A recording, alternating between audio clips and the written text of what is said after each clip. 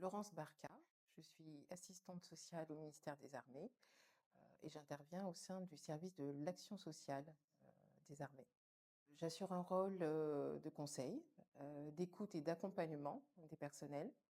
J'interviens auprès des personnels en activité, des personnels retraités ainsi qu'auprès de leurs familles. Au sein de l'action sociale des Armées, nous accompagnons les personnes en situation de handicap euh, pour toutes leurs démarches administratives. Nous sommes souvent sollicités pour aménagement de poste. Euh, on intervient aussi dans le cadre des aides au financement des appareillages auditifs notamment, et également pour les demandes de prise en charge des frais de transport, domicile-travail, dans des transports adaptés.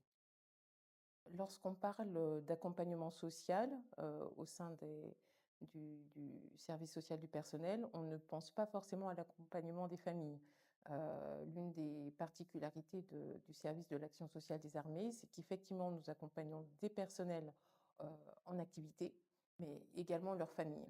Donc, je pense qu'il est important que les personnes en situation de handicap sachent qu'on peut effectivement conseiller et accompagner leur famille et leur proposer des aides à la fois pour améliorer, adapter leurs conditions de travail, mais également améliorer leurs conditions de vie à leur domicile.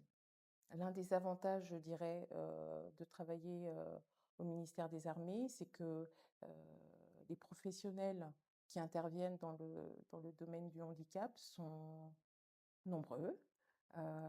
Et nous travaillons en concertation.